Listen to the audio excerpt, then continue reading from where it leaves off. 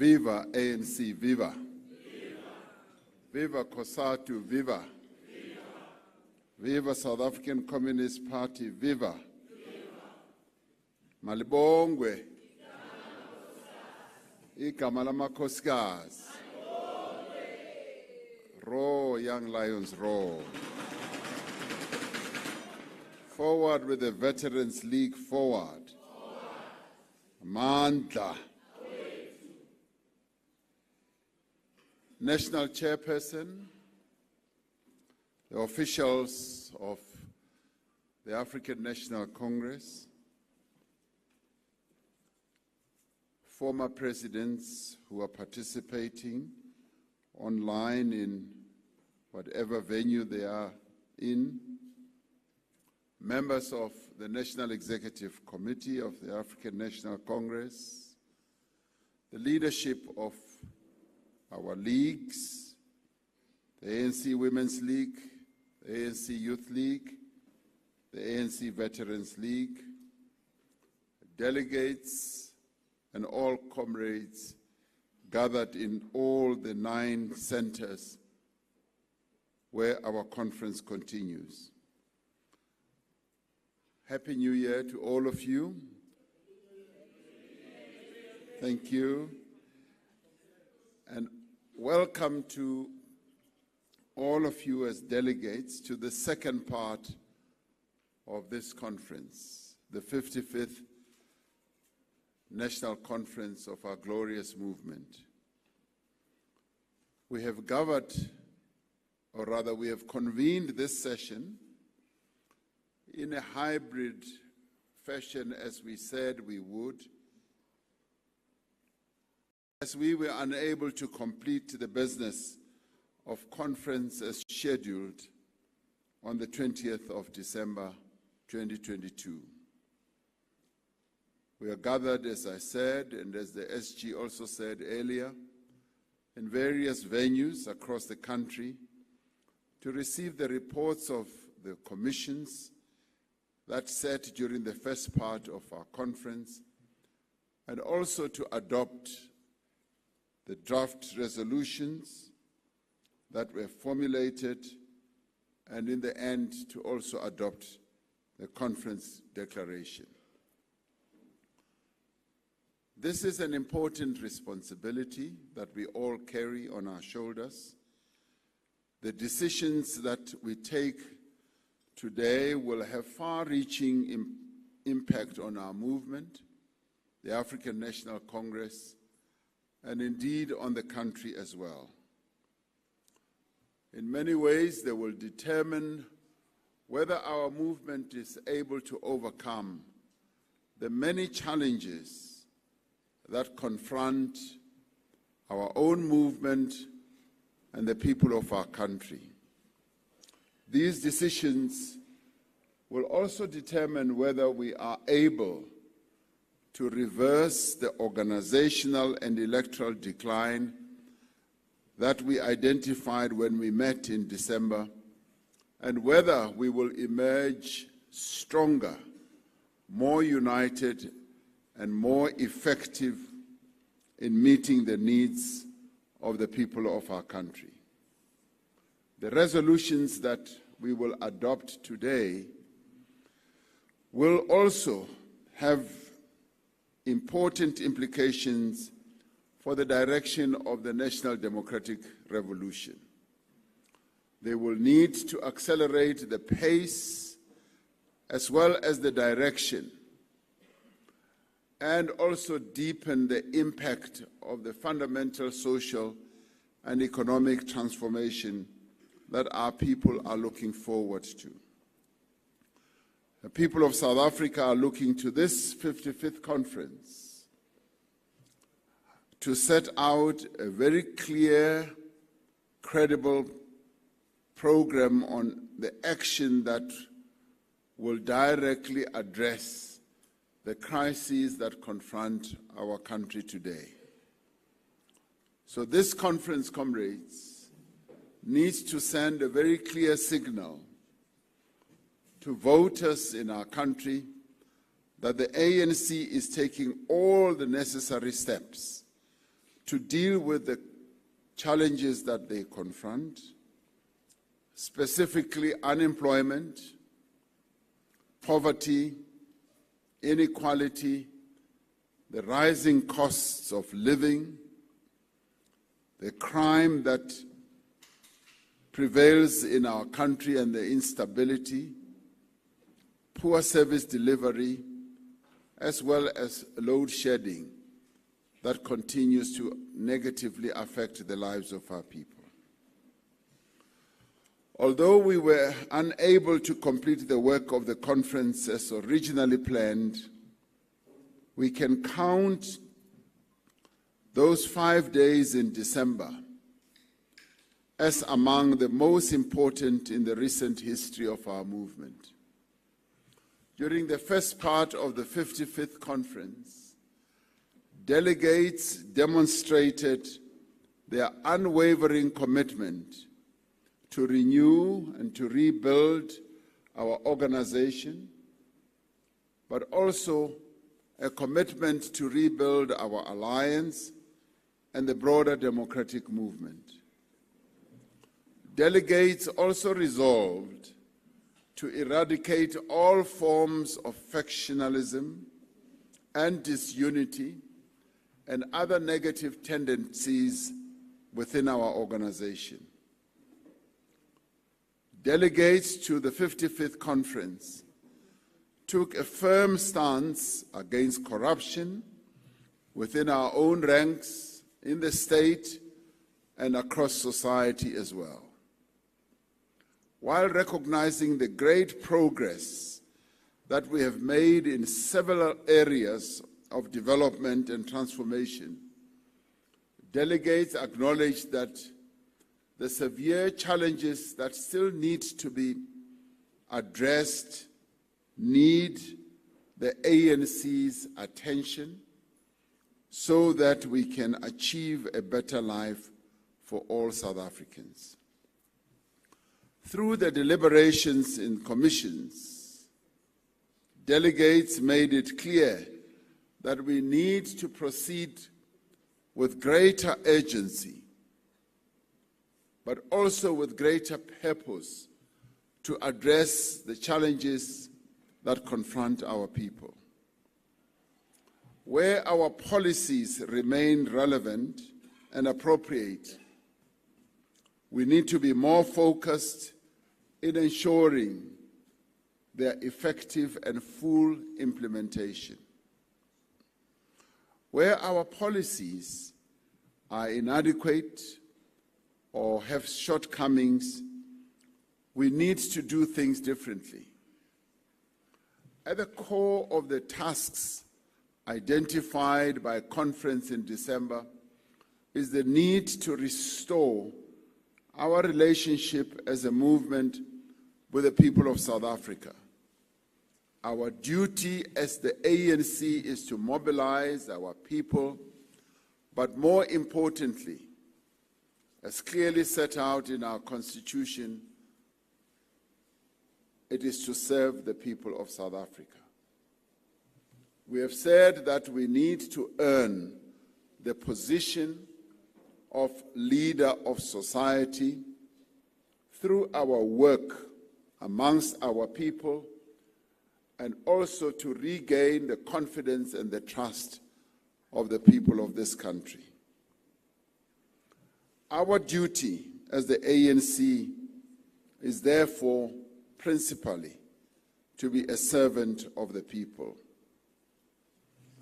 We've also said that we need to acknowledge our weaknesses, but having acknowledged those weaknesses, we therefore need to work towards correcting our weaknesses.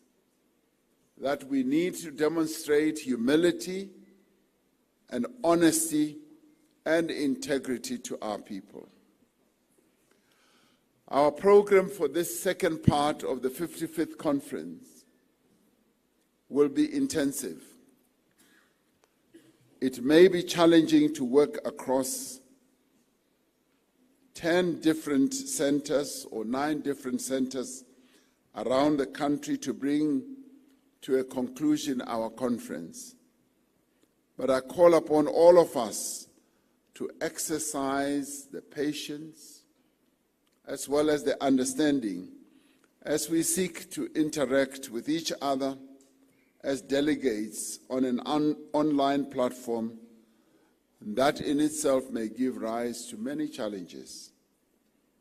This may not be the most ideal way to conclude conference, but we are called upon to exercise discipline and to bring a conclusion to this historic conference.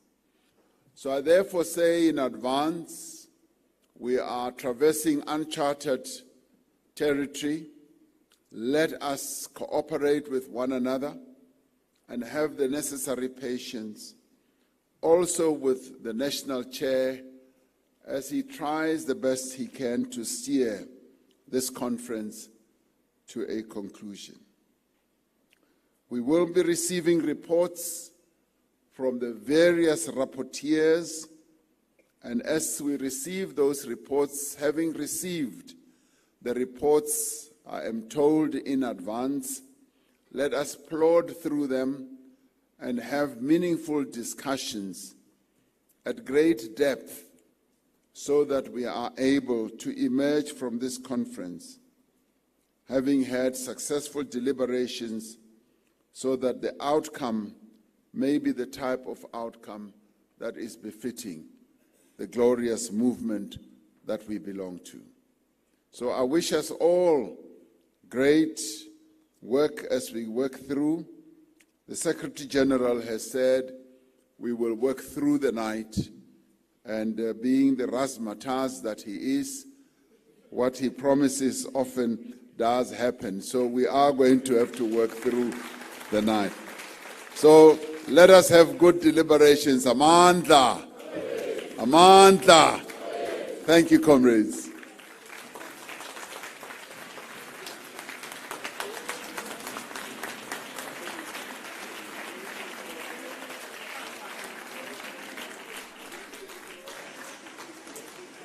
Amanda, normally, this session on the report from Commission is chaired by the head of policy. We don't have head of policy now. Therefore, in terms of the powers vested in me, I'm going to delegate that task to Mahlobo, Comrade Mahlobo, to run through these reports of the commissions. But let me take the opportunity of calling the first report. Comrade Makura, come and present the report on strategy and tactics. We listen carefully, we write notes. When we are called upon to comment, we don't go all over. We comment on issues and strengthen issues. Comrade Mahlobo, from now on, Comrade David Mahlobo will chair the session. And it's a closed session. Okay, it's a closed session. It's not an open session.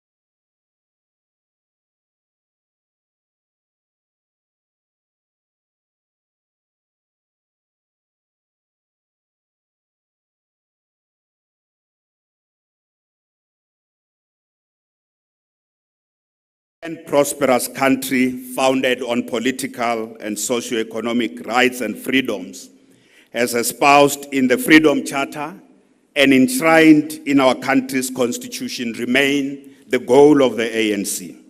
Accordingly, the ANC must remain a vehicle for transformation, and its members should distinguish themselves as the most loyal, ethical, committed, and capable servants of the people of our country in the ongoing struggle to create a national democratic society, which is fully explained in our strategy and tactics about what does that national democratic society looks like.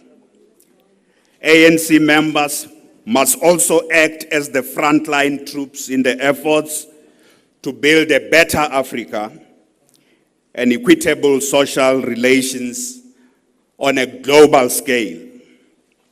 Number two, the Commissions reaffirmed the resolution of the 6th National Policy Conference that given the dynamic shifts and new developments in the domestic and global balance of forces, to which we will return soon, there is a need, and this came out of the National Policy Conference, that there is a need for some aspects of our current strategy and tactics to be updated.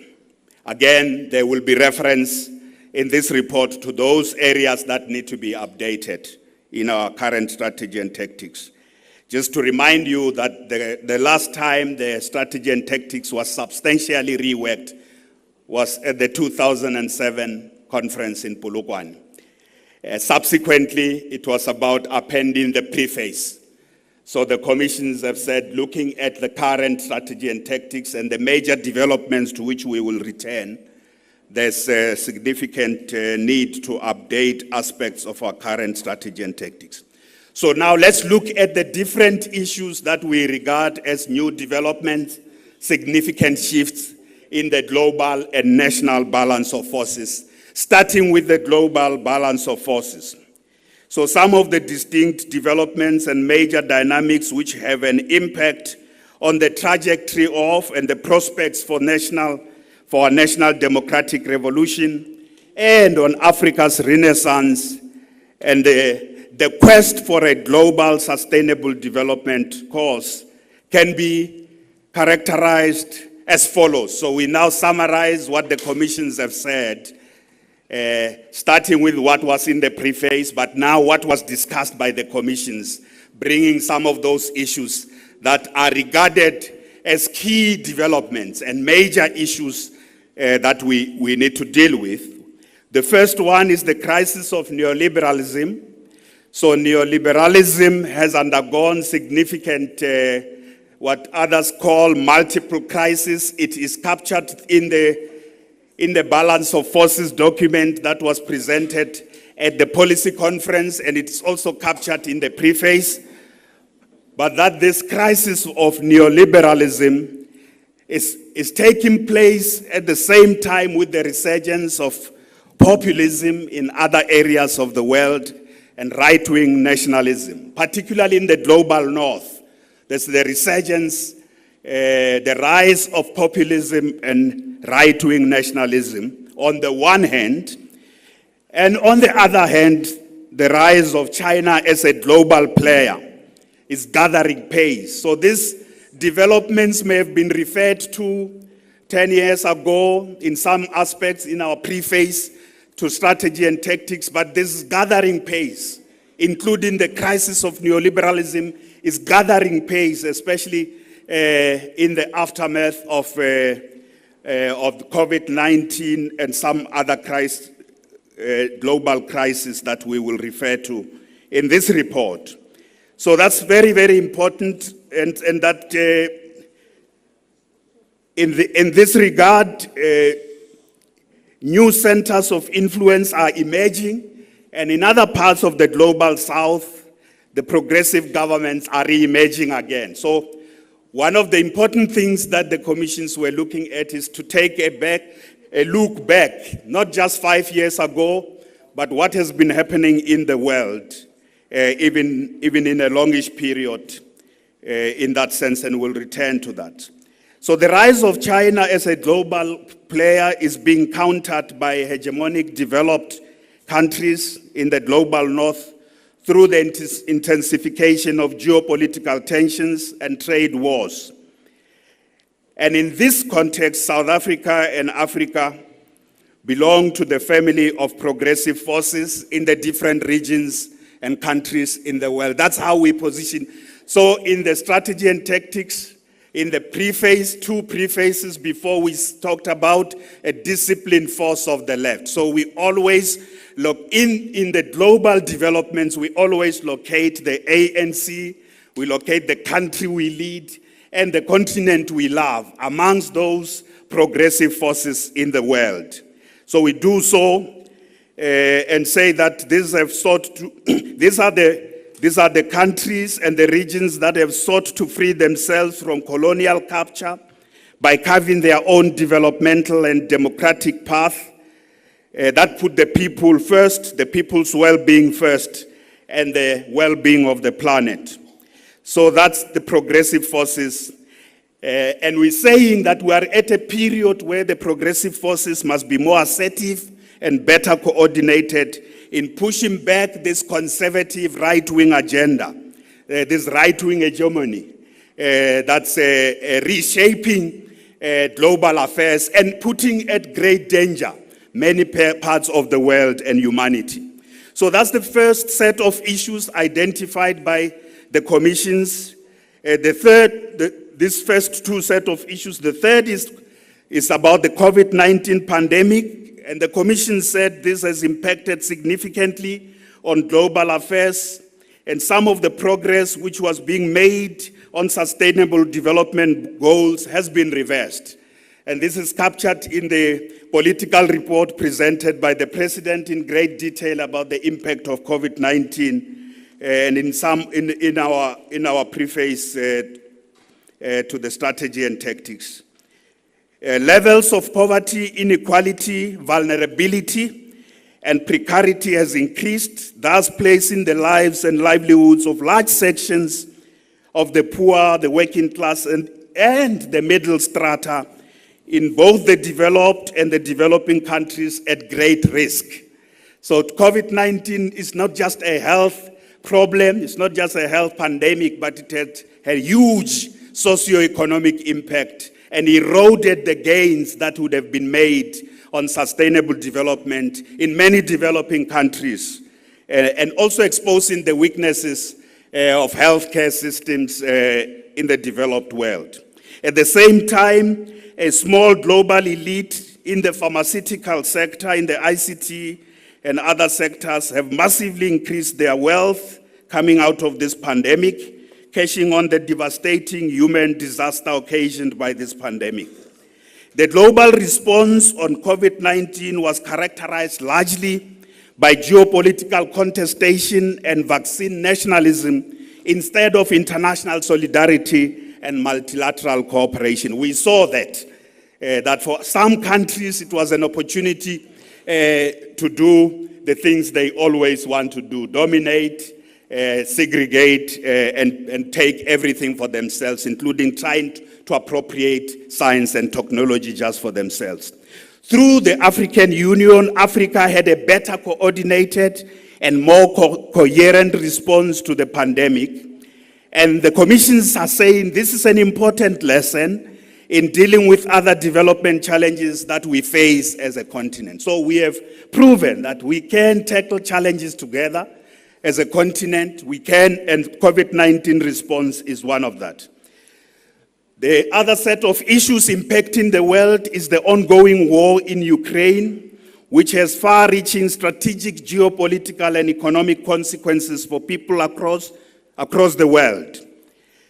And the commissions say basically that it is wrong to characterize that war now as the Russia-Ukraine war. The commissions are saying it is no longer simply a Russia-Ukraine war, as many countries have been drawn into this war under the NATO military alliance. Many major countries in the world that have been drawn into this war. So it's no longer just the war between Ukraine and Russia. It's a very, very significant a threat to peace. And